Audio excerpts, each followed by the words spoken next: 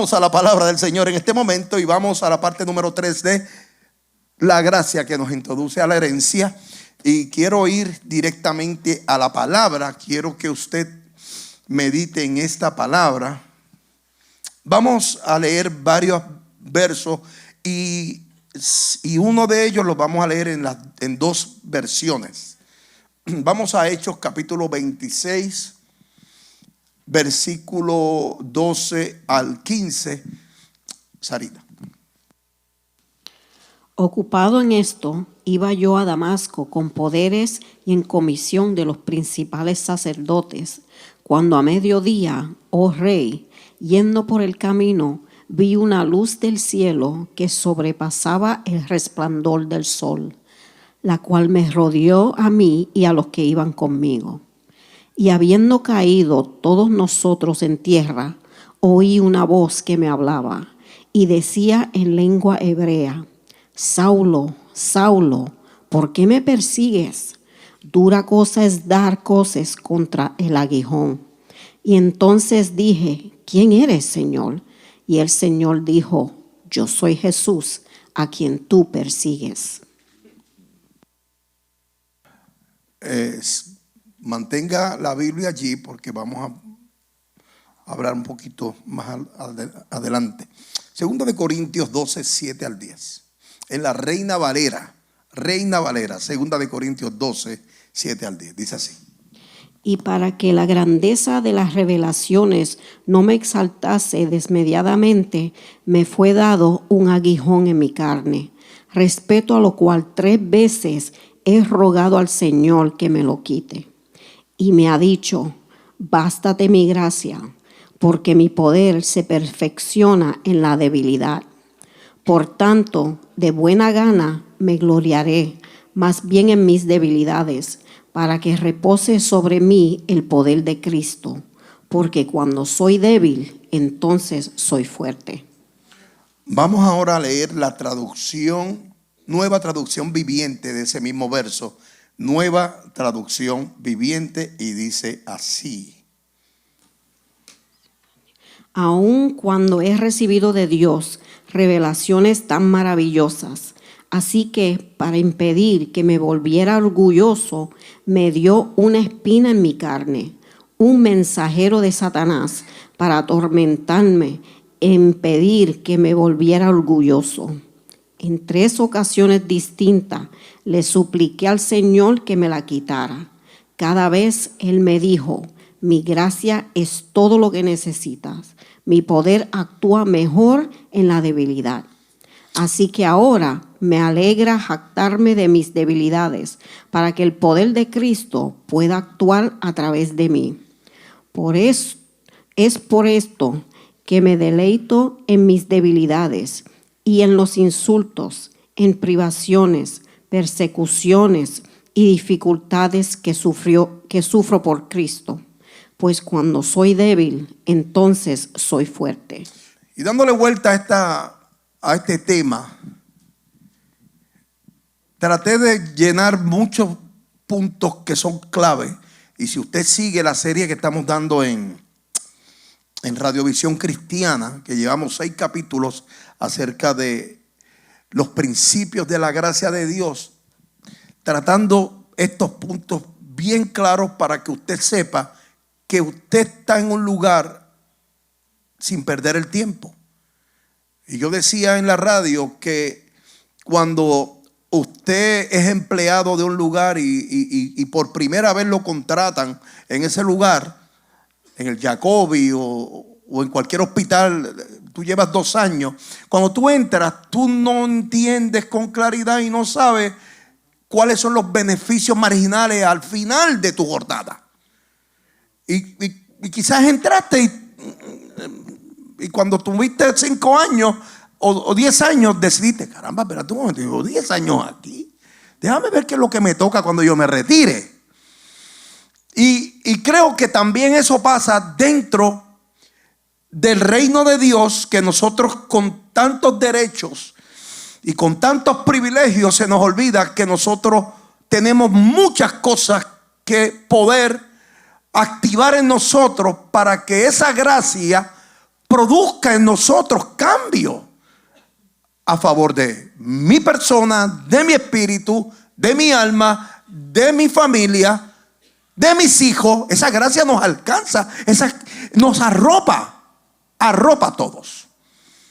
Y en el momento que estamos viviendo, vivimos en una cultura que glorifica la autosuficiencia. Hoy en día es por lo que yo haga, es por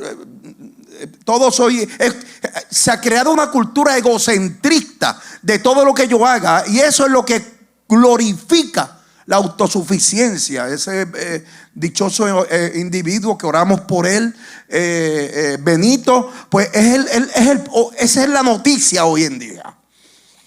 Pero vivimos en esta cultura que glorifica lo que tú ves, no lo que hay adentro. Porque lo que hay adentro solamente Dios lo sabe y lo puede ver. O personas que tienen el discernimiento saben quién es el lobo y quién es la oveja. Estamos viviendo en una cultura que glorifica la fuerza. Vivimos en una cultura que glorifica el éxito visible. Pero el Evangelio nos revela una total paradoja, una contradicción. Porque Dios manifiesta su mayor poder en nuestra peor debilidad.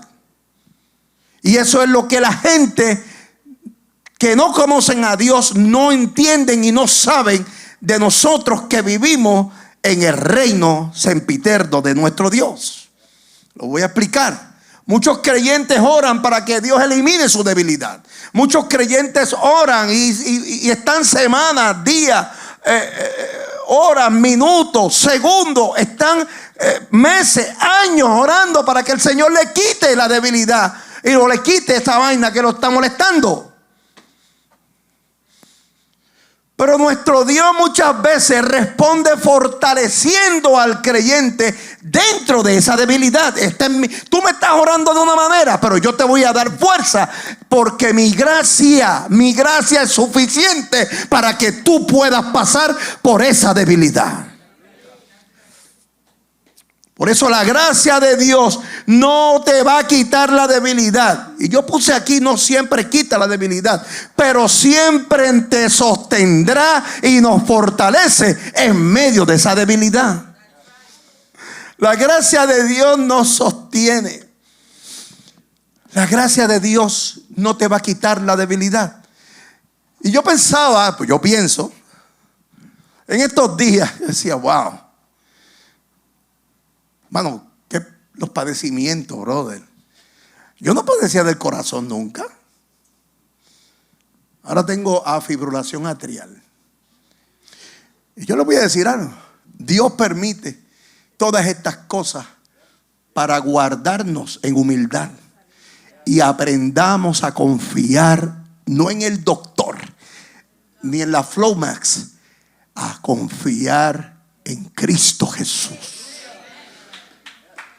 Y fíjate cómo el apóstol va a donde el Señor Jesús constantemente.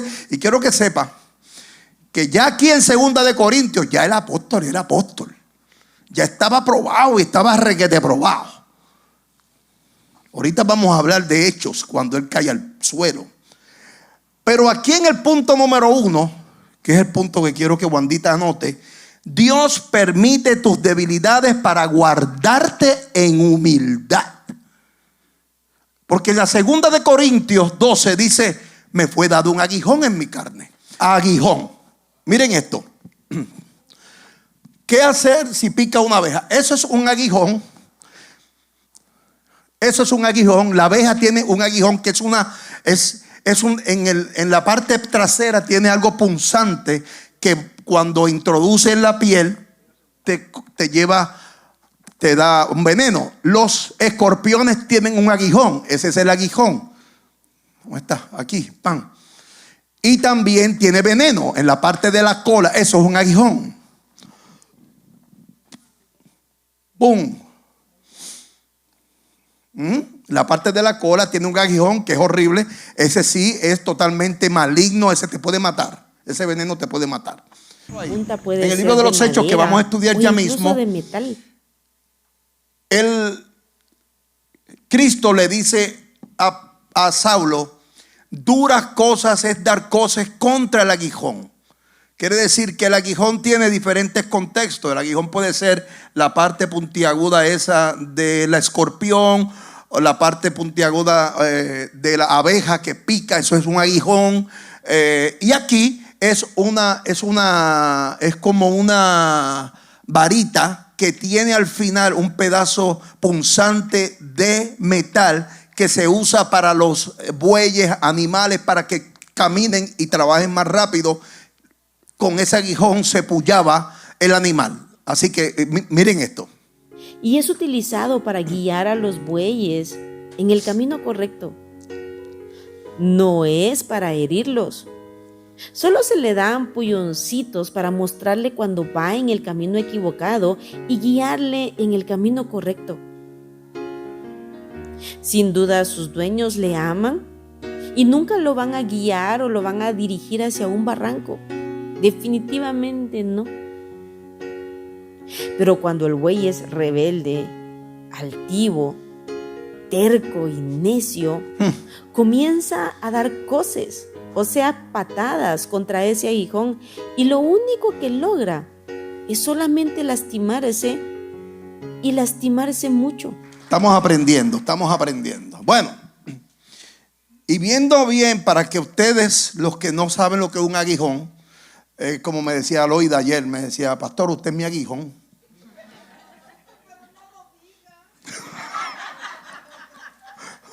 Pues yo soy el aguijón de muchos entonces aquí. Pablo había recibido revelaciones extraordinarias. Sin embargo, Dios permite un aguijón para que no se exaltara. El aguijón de la abeja o la avispa o los wasp, que son más grandes, de esos de la Florida, que son unos aparatos grandísimos, es un órgano defensivo especializado situado en el abdomen de las obreras, aquí hablando de la abeja, que funciona como una jeringa para inyectar veneno cuando pica al ser humano o a lo que pique. ¿Qué es un aguijón? Entonces, desde este contexto del apóstol Pablo, es un órgano punzante generalmente que se utiliza en el campo para los que trabajan con el ganado. El aguijón también, ustedes escucharon la que estaba hablando, decía, si el buey o los bueyes no querían irse por el camino correcto, ellos, no para herirlos, porque el aguijón no es para herirlos, ellos daban pinchacitos con ese aguijón, esa aguja puntiaguda, entonces ellos se encaminaban. Quiere decir que esta era una vara larga de madera, por lo menos de 3 metros, con una pequeña punta de metal en sus extremos. Se utilizaba tradicionalmente en el campo para azuzar, dirigir y animar a los bueyes. Características principales de los aguijones o de la aguijada. Estructura: consistía en una vara, a menudo de madera, y punta bien finita en el extremo superior. Y dice claramente el apóstol Pablo, cuando leemos, dice en 2 de Corintios 12:7, me fue dado un aguijón en mi carne. Un aguijón en mi carne. En Hechos 26:14, Sarita, si me lo puedes leer una vez más, te lo voy a pedir. Hechos 26:14 es el encuentro de él con Cristo de camino a Damasco. Y mire cómo Jesús le dice a él cuando cae al suelo. Y habiendo caído todos nosotros en tierra, oí una voz que me hablaba y decía en lengua hebrea, Saulo, Saulo, ¿por qué me persigues? Dura cosa te es dar coces contra el aguijón. En otras palabras, cuando Saulo cayó al piso, ustedes saben que Saulo, en la trayectoria de Saulo, era un perseguidor de los cristianos, creyendo él que estaba haciendo bien para la religión, matando cristianos. Es Uno de los primeros mártires, o el primer mártir del cristianismo de la iglesia primitiva, lo es Esteban. Y esto también produce cuando el encuentro de Saulo con Jesús, pienso yo, y esto lo pongo en mi contexto, que a lo mejor también era parte esencial del aguijón, el recuerdo de que él fue partícipe y autor principal de la muerte de Esteban, un hombre totalmente conforme al corazón de Dios. Entonces imagínate, él manda a matar a este hombre, él es partícipe, él se ensangrentó las manos matando a este hombre, pienso yo, y añado en mi exégesis que puede ser también parte de ese aguijón que lo atormentaba emocionalmente. Bueno, pero aquí hay que observar varias cosas importantes dentro de esta exégesis. Esto alude a quien porfía contra la razón o un poder mayor. Cuando Jesús le dice, duras cosas te es dar coces contra el aguijón. Ustedes vieron en el reportaje que presentamos que dar coces era cuando el animal comenzaba a dar patada contra el aguijón. En otras palabras, no me estés pullando que no me voy a mover. ¿Ok? No me estés pullando que no voy a hacer lo que tú me estás diciendo. No me estés pullando que no voy a dar nada, déjame quieto. ¿Ok? Vaya siguiendo. Entonces, esto alude, duras cosas te es dar cosas contra el aguijón, a quien trata de resistir a una fuerza a la que no se puede vencer. Entonces, vamos a crear nuestra logística aquí. Claramente, él estuvo persiguiendo a los cristianos para matarlos, creyendo que estaba bien. Cuando se encuentran con Cristo, esa luz en el camino, ahí claramente él le dice, oí una voz que me hablaba y decía en lengua hebrea, Saulo, Saulo, ¿por qué me persigues? Dura cosas te es dar cosas contra el hijo. Puedes leer el versículo 15, Sarita, y el 16 también, si lo puedes buscar. Vaya a Hechos 26, 14, 15 y 16. Por un momento, siga esto. No estaba dentro del bosquejo, pero quiero que lo lea, por favor. Yo entonces dije, ¿quién eres, Señor? Y el Señor dijo, yo soy Jesús, a quien tú persigues. Pero Aguántate ahí. Fíjate cómo Jesús le dice, él le dice, ¿quién tú eres? ¿Quién tú eres?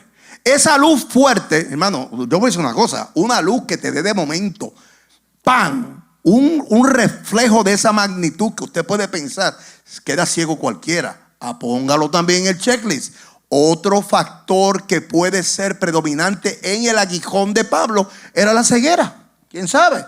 No se sabe, nosotros llegamos a conjetura en la exégesis bíblica. Vuelve al versículo 15. yo entonces dije, ¿quién eres, Señor? Y el Señor dijo, yo soy Jesús, a quien tú persigues. Yo soy Jesús, a quien tú persigues. A quien tú persigues. Por eso duras cosas te dar cosas contra el aguijón. Tú estás persiguiendo a tu aguijón. Pablo estaba persiguiendo a su aguijón. Pablo estaba persiguiendo a Jesús, al que te corrige, y nosotros no nos dejamos corregir. Y por eso aquí hay unas observaciones importantes. El texto no especifica qué era el aguijón. Si era enfermedad, si era persecución, si era oposición, sufrimiento físico o emocional. Lo importante no es qué era, sino para qué era el aguijón. La debilidad se convirtió en instrumento de preservación espiritual. ¿Por qué la debilidad te preserva espiritualmente? Porque cada vez que tú miras tu pasado y tú dices claramente, mira lo que Dios ha hecho en mi vida hoy, ¿para qué yo voy a volver a esa debilidad? ¿O para qué yo voy a volver para atrás? Imposible. Por eso es que hay un principio espiritual poderosísimo. La gracia no solo nos limpia, borra el pecado, también nos protege del orgullo. Estamos comenzando todavía. Esto es la introducción. Vamos a Santiago 4, 6, 7.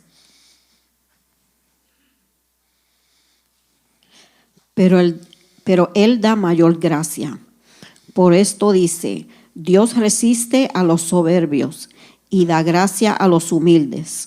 Someteos pues a Dios, resistid al diablo y huirá de vosotros. Por eso a veces lo que consideramos obstáculo para nuestras vidas es el medio que Dios utiliza para mantenernos dependientes a Él. Por eso a veces tú quieres que se te quite, pero a Él no le da la gana, porque Él quiere que tú sigas dependiendo de su gracia. Por eso yo le digo, quítame la cuestión esta, quítame la cuestión esta. Él dice, no, depende de mí, porque mi gracia es suficiente. Por eso no es lo que tú digas, tú no tienes el control, ya nosotros nos debemos a Él, porque su gracia es suficiente. Y cuando la gracia de Dios está contigo, está constantemente, no es un solo día. Punto número 2, la respuesta humana natural es pedir que la debilidad desaparezca o que el aguijón se vaya. Segunda de Corintios, capítulo 12, versículo 8, dice: 3 veces he rogado al Señor que quite eso de mí. Y la pregunta que ustedes deben hacer, ¿pero qué era? ¿Qué era lo que le molestaba al apóstol Pablo? ¿Cuál era el problema principal? ¿Cuál era el aguijón? Pues eso nos manda a nosotros a que estudiemos la palabra y que podamos empezar a trabajar la contextualización de lo que el apóstol Pablo vivió. Ya yo le di 2 orejitas a ustedes, que no es, esto es una opinión mía muy personal. Otra opinión que también surge de algunas escuelas de pensamiento es que el apóstol Pablo vivía tan y tan amargado porque su esposa lo dejó tan pronto él se convirtió. Y nunca habla de ella, que mucho la amaba. Para ser parte del Sanedrí tenía que obligatoriamente ser un hombre casado. Ninguna persona sin casarse podía estar en el Sanedrí. Y por ende, cuando él aceptó al Señor y se convirtió y se arrepintió y se transformó en el Pablo que es, esa mujer salió corriendo. Este hombre está loco, me voy yo también por aquí, porque mira, mató un montón y ahora aquí el tipo está defendiendo a los cristianos. No entiendo esta locura. Estas son conjeturas mías personales. Y entre esos factores, él dice aquí: 3 veces he rogado al Señor que lo quite de mí. En otras palabras, Pablo no era un hombre pasivo. No dejó de orar por lo mismo. Constantemente oraba. Oró intensamente. Pablo era un hombre activo en la oración, en la búsqueda. No es que una vez tú le dices quítame esto y te quedaste callado. Es constantemente. Esto me enseña que no es pecado pedir al Señor que nos liberte o que nos libre. No es pecado, pídaselo al Señor. Porque si de la misma manera que Él le dijo a Pablo, bástate mi gracia, te lo va a decir a ti también. Esto me enseña que no es falta de fe orar por sanidad o solución. Aunque sea la voluntad de Dios, solamente cree en Él y Él hará. Tienes que seguir orando porque su gracia es suficiente, dice el Señor. Aleluya, dice el Señor. Esto nos enseña que debemos estar preparados para una respuesta diferente a la que tú tengas en tu corazón. Que no es lo que tú digas, es lo que Dios diga. 3 veces dice él: te he rogado, Señor, que quites esta cosa de mí, lo que sea. Pero Jesús mismo oró en el Getsemaní. Vamos a Mateo 26, 39. Jesús mismo, nuestro Dios, ¿ok? El verbo hecho carne, mira cómo Él oró en este momento. Padre mío, si es posible, pasa de mí esta copa, pero no sea como yo quiero, sino como tú. La fe que verdaderamente es madura en tu vida, que ha madurado, esa fe no impone su voluntad. Tú te rindes a la voluntad de Dios. tú te rindes a la voluntad de Dios. Por eso esto me lleva al punto número 3, la respuesta divina de parte de Dios para un hombre agradecido. Bástate mi gracia. Vamos a 2 de Corintios 12, 9. Sarita, búscalo nuevamente, no sé si está ahí en el papel. 2 de Corintios 12, 9. Y mira lo que le responde Jesús. Acuérdense que en Hechos, cuando fuimos a Hechos 26, en Hechos era un Saulo que cayó al piso. Mire para acá, hermano. Es un Saulo que cayó al piso cuando iba de camino a Damasco a hacer su trabajo de crímenes. Era un Saulo totalmente lleno de odio por Cristo. Era un Saulo totalmente horrible, una persona sanguinaria. Y cuando allá él le dice, duras cosas te dar cosas contra el aguijón, le está diciendo, aquí el aguijón soy yo. Tú me estás buscando, pero yo te estoy buscando a ti. Y aquí en el 2 de Corintios 12, 9 dice, y me ha dicho, Sarita, y me ha dicho, bástate mi gracia, porque mi poder se perfecciona en la debilidad. aquí encontramos el corazón del mensaje. Por tanto, de buena gana me gloriaré más bien en mis debilidades, para que repose sobre mí el poder de Cristo. Ese es Pablo hablando. Aquí hay una conversación. Jesús le dice, bástate mi gracia, papito. No, yo no te voy a quitar nada. Yo no te voy a quitar nada. Bástate mi gracia. En otras palabras, con mi gracia es suficiente. Él seguía pidiendo, pero bástate mi gracia. Tienes un jefe que te molesta y estás pidiendo que te lo quite el Señor. Bástate mi gracia. Tienes una situación con tus hijos y tú lo que quieres es que convertirlos a la cañona. Bástate en la gracia del Señor. El problema del cáncer no se va porque la ciencia dice que no, pero tu fe no está puesta en el doctor. Bástate en la gracia del Señor. Madeline, no importa que venga algo negativo a tu vida, ya tú has vivido suficiente para contar las maravillas del Señor. Bástate en la gracia del Señor, que contarán mejores testimonios. Te pasó una situación con tu hija, con tu nieto, con tu yerno, con una situación que de momento te cambió el panorama de tu apartamento, tu casa. No es pura casualidad. Bástate en la gracia del Señor. Por eso aquí encontramos en este texto, bástate mi gracia, como que es una palabra que implica suficiencia. Yo soy suficiente, déjame quieto. Y esta palabra comunica que no necesitas más nada que la gracia del Señor. Hay que tener los pantalones en su sitio. Porque cuando nosotros pasamos la situación del cáncer, claro que hay preguntas, claro, y no hay ningún pecado en preguntar. A veces yo me pongo un poquito renuente. No preguntes, no a preguntar si. Qué bueno es hablar cuando tú no tienes la situación. Pero cuando tú estás cargando un germen que sabe que te puede matar, bástate en mi gracia.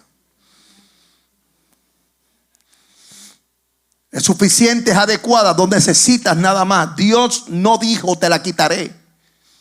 Dios no le dijo a Pablo, te la voy a quitar, cogete un brequecito, dame un break, que yo estoy pasando y ya mismo te quito esa vaina. No. Tampoco le dijo, espera un poco más. Tampoco le dijo, intenta más fuerte, grita más, patalea más. Él dijo claramente, mi gracia es suficiente. Por eso el autor de los Hechos, en el capítulo 4, versículo 16, nos dice de esta manera: Acerquémonos pues confiadamente al trono de la gracia, para alcanzar misericordia y hallar gracia para el oportuno socorro. Quiere decir que la gracia es continua. Si tú crees que la gracia es un día, llegaste y entraste en esa dispensación de la gracia y ya te convertiste, la gracia no es de un día. Desde que te levantas está la gracia sobre ti. y te libra de un accidente y te libra de un problema en la calle. Dice aquí: acerquémonos pues confiadamente al trono de la gracia. La gracia tiene nombre. ¿Cómo se llama? ¿Cómo se llama? ¿Cómo se llama? Para alcanzar misericordia. Y la misericordia es nueva cada mañana. Cada vez que tú hables, tus ojos, la misericordia de Él te alcanzó. Porque esos son los beneficios de la gracia: su bondad, su amor, su misericordia. Todo nos alcanza. Y dice: y hallar gracia para el oportuno socorro, dice el Señor. Por eso la gracia es socorro presente, no teoría futura. Ay, Dios mío. Voy a decirlo lo dije en español, lo voy a decir ahora en inglés. La gracia es socorro presente, no es una teoría para el futuro. Por eso el punto número 4, Juanita, dice: el poder de Dios se perfecciona en la debilidad. Nosotros que hemos sido adictos a las drogas, podemos hablar con mayor franqueza de que nosotros nunca dejaremos de ser adictos. Seguiremos siendo enfermos de alguna manera. Porque siempre el enemigo va a tratar de recordarnos. Somos tentados de acuerdo a nuestra ¿qué? Concupiscencia. Y ese germen de la concupiscencia está en el primer piso. Por eso no podemos desenchufarnos del internet divino. Porque la frase mi poder se perfecciona en tu debilidad, en mi debilidad, significa que el poder de Cristo alcanza su plena expresión cuando el ser humano reconoce que es incapaz de hacerlo él. Cuando el ser humano dice: yo no puedo, pero sí tú puedes. Si lo hiciste una vez, tú lo harás otra vez, porque tu poder se perfecciona en mi debilidad. Oh, gloria al Señor. Oh, gloria al Señor. Cuando tú sabes claramente y reconoces tu incapacidad y caes de bruces, alaba Padre, Él va a reconocer que tú verdaderamente necesitas que el poder de Él se haga fuerte en tu debilidad. Oh, gloria al Señor. Aleluya. Cuando somos fuertes en nosotros mismos y que nos hacemos fuertes en nuestra propia fuerza, dependemos de estrategias. Déjame ver cómo hago esto para dejar esto. Déjame ver cómo hago esta otra cosa. Si yo dejo esto, quizás si chupo muchos bombones, voy a dejar de fumar. Si chupo bombones de menta, yo creo que voy a dejar de fumar. Cuando tú pones a Dios primero, hermano, cuando tú pones a Dios primero y eres obediente al Señor y haces las cosas con rectitud, su poder se perfecciona en tu debilidad. Está probado y requete probado. Oh, gloria al Señor. Porque cuando nos hacemos fuertes de nosotros mismos, dependemos del talento, dependemos de los dones, dependemos de los recursos. Cuando somos débiles, dependemos de Cristo. Cuando somos débiles, dependemos totalmente de la gracia, del poder salvífico de nuestro Señor. Aleluya. Diga el débil: fuerte soy. Juan 15:5. Separados de mí, nada podéis hacer. Por eso la debilidad nos posiciona correctamente delante de Dios. Cuando tú aceptas que tú eres débil, te posiciona delante, porque es nuestro oportuno socorro. Es la gracia. Cuando ya tú no tienes otra salida y que tú piensas: diantre, las cuentas, diantre, la renta, diantre, no puedo, me caí, me rompí una pata, no puedo trabajar, estoy atrasado, el carro se me atrasa. Digo, cosas que nosotros hemos provocado. Ya tienes que buscar otra oficina ya en el reino de Dios. Métete a la oficina de ayuda ya financiera en el reino de Dios, porque eso lo provocaste tú. Pero cuando estamos caminando en el reino de Dios en obediencia, totalmente con rectitud, dependiendo del Señor, no dependiendo de mi fuerza, que Él es el proveedor, que Él es mi pronto auxilio, Él es la roca inconmovible, la gracia de Dios siempre te persigue y está contigo. Por su gracia, dice René González. Aleluya. Por eso nos lleva al punto número 5, Wandita. Y dice: la transformación del corazón de Pablo fue una realidad. Búscate, Sarita, 2 de Corintios 12, 9 y 10. 2 de Corintios, y escuche esto con rectitud y con denuedo. 2 de Corintios 12, 9 y 10. Dice así: Y me ha dicho: bástate mi gracia, porque mi poder se perfecciona en la debilidad. Por tanto, de buena gana me gloriaré más bien en mis debilidades, para que repose sobre mí el poder de Cristo. Claro. Ahora me gloriaré en mis debilidades. Mano, eso a mí me dejó loco. Me quemó el cerebro, Eri, esa parte. Me quemó el cerebro. Un hombre que cayó al piso de camino a Damasco unos años antes, transformado por el poder de Dios, quedó ciego, se fue la mujer. Un hombre que vivió el escarnio del pueblo judío. Cuando mató a Esteban, le trajeron las ropitas ensangrentadas de Esteban. Wow, qué mensaje ese. Me acuerdo de ese mensaje. Y ahora, años han pasado de esta asignación que Cristo le da. Y ahora le dice: por tanto, de buena gana me gloriaré más bien en mis debilidades.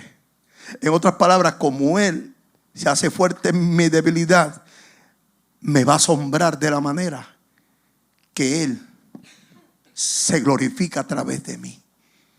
Porque en mi carne y en mi humanidad, lo que yo merezco es muerte. Por eso, cuando tú tienes un aguijón que te atormenta, Eloida, bastante de mi gracia. No, tiene que decir al Señor: gracias, Padre. Gracias por Luis Avilés. Porque de alguna manera, cada uno de nosotros provocamos ser ayuda para nuestro Señor. Somos un cuerpo en Cristo, y cada cuerpo tiene muchos miembros, y cada miembro coopera para el otro miembro, para la gloria del Señor.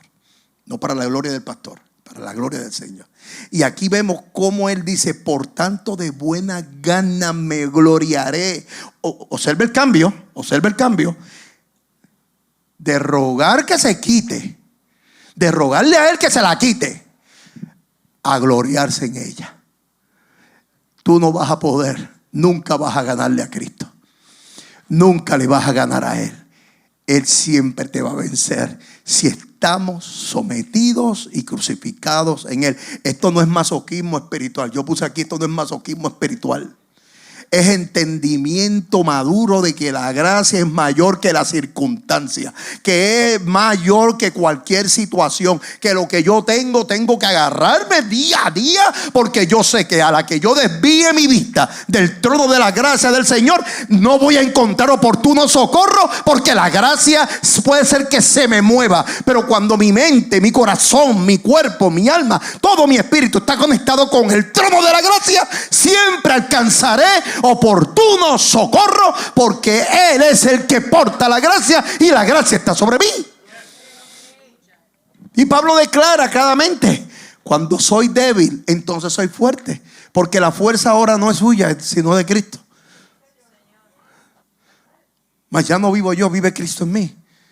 Y crucificado estoy juntamente con Cristo. En otras palabras, ¿qué es lo que pasa? Y lo he explicado muchas veces. Cuando tú estás crucificado, si tú estuvieras en una cruz, crucificado, Hágase la imagen de cómo es que crucificaron a Cristo, o si no, de la manera que los romanos lo hacían, que amarraban sogas en los antebrazos. ¿Qué pasa si una persona está crucificada? ¿Ah? No se puede mover, es inmóvil. Gracias, Jolito Crespo. Te haces inmóvil.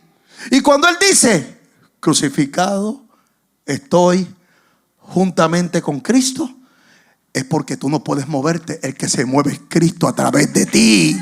Por eso la gloria es de Cristo. Por eso su gracia es suficiente. Oh, gloria al Señor. Beneficios de la gracia en nuestra debilidad. Número 1, produce dependencia constante. Proverbios 3:5. Fíate de Jehová de todo tu corazón. Fíjate de Jehová de todo tu corazón. Punto número 2, produce una humildad saludable. Porque la debilidad nos recuerda que todo es por su gracia. Mire, hermano, yo no sé usted, por lo menos yo. Cada vez que yo me miro en un espejo, como yo estaba y como yo era, Padre Santo, malo, alcohólico empedernido, un drogadicto, un usuario de tanta droga que yo consumí. Las calles, haciendo negocios ilícitos constantemente. Era un hombre perverso totalmente. Sufrió mi esposa demasiado el escarnio. Y yo verme ahora en el espejo de la gracia del Señor. Lo que es que me recuerdo, para allá ni voy a, no para allá ni para coger impulso. Para esto para mí es mejor, porque prefiero ser esclavo de Cristo que esclavo del pecado. Aleluya. Por eso el punto número 3 de esta parte es que esto produce un testimonio auténtico. La gente no se identifica con perfección, se identifica con vulnerabilidad redimida. Porque, ¿viste? ¿Cómo se come eso? Te lo voy a explicar. Porque nosotros somos vulnerables al pecado. Pero gracias a la gracia salvífica, soy redimido en Cristo Jesús. Él borró mis pecados. Él me hizo una nueva criatura. De modo que si alguno está en Cristo, nueva criatura es. Todas las cosas viejas pasaron. Número 4, produce perseverancia. Segunda de Corintios 4:16 dice así. Por tanto, no desmayamos. Antes, aunque nuestro hombre exterior se va desgastando, el interior, no obstante, se renueva de día en día. Aleluya. Alguien tiene que decir un amén fuerte. El apóstol Pablo dice: se acabó, olvídate, dame más aguijones. No importa lo que venga. Por tanto, no voy a desmayar, aunque o nuestro hombre exterior se va desgastando. Que si la próstata, que si la diabetes, que si esto, que si lo otro. Olvídate de los peces de colores. El interior, que es el hombre interior, se renueva día a día. Día a día. Lo importante es que mi territorio y mi casa no está aquí en la tierra, está allá en las mansiones celestes. Gloria al Señor. Gloria al Señor. Por eso la gracia nos impide rendirnos.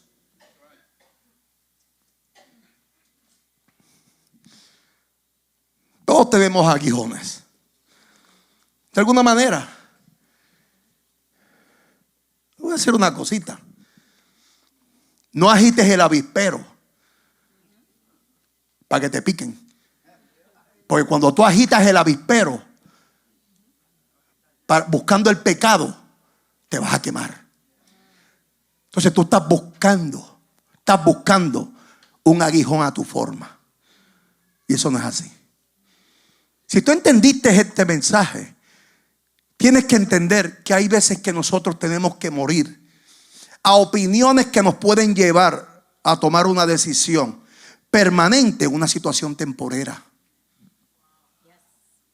Es una situación temporera. Y Quieres hacer una cosa tan rápida y estás buscando un aguijón que lo estás buscando tú. Y quiero también decirte que aunque tú te hayas buscado el aguijón, Dios torna todo eso a favor de ti y del reino de Dios. Porque su poder se perfecciona en su debilidad. Cuando tú reconoces que lo hiciste mal, cuando tú reconoces que metiste las patas, cuando tú reconoces que hiciste algo indebido, cuando tú reconoces, te arrepientes y vuelve y esa gracia te arropa, entonces su poder se perfecciona en tu debilidad. De alguna manera hay gente que tiene enfermedades. Él te dice, bástate en la gracia de Él. De alguna manera hay personas que no han dejado las luchas internas y que siguen recordando los pasados. Él te dice, bástate de mi gracia, porque el poder de Él se perfecciona en tu debilidad. Quizás es un aguijón porque perdiste una casa, perdiste propiedades, perdiste algo. Y eso te persigue y te lamentas tanto que pudo haber hecho y no lo hice. Bástate de la gracia del Señor, porque su poder se perfecciona en nuestra debilidad. Quizás frustraciones ministeriales. Mira, yo era pastor, mira, yo era evangelista, mira, yo era un gran cantante y ahora estoy sentado aquí porque me da la gana de sentarme o algo sucedió que me arruinó, algo, una mala decisión. Quiero que sepas, bástate de la gracia del Señor, que su poder se perfecciona en nuestra debilidad. Procesos familiares, procesos con los hijos, procesos con los nietos, situaciones aquí y allá. Bástate de la gracia del Señor, porque su poder se perfecciona en tu debilidad. Ahora la pregunta no es ¿por qué tengo esta debilidad? La pregunta es, ¿estoy permitiendo que la gracia de Dios me fortalezca en ella? Conclusión. La gracia que nos salva es la misma que te sostiene. Espero que esta palabra haya hecho rema en tu corazón. Fue para nosotros un privilegio el que tú hayas estado con nosotros. Si quieres contactarme, puedes llamarme 24 horas los 7 días de la semana al 561-602-5331. Esto es Casa de la Fe. Esto es una iglesia de amor, de fe y de esperanza. Dios te bendiga.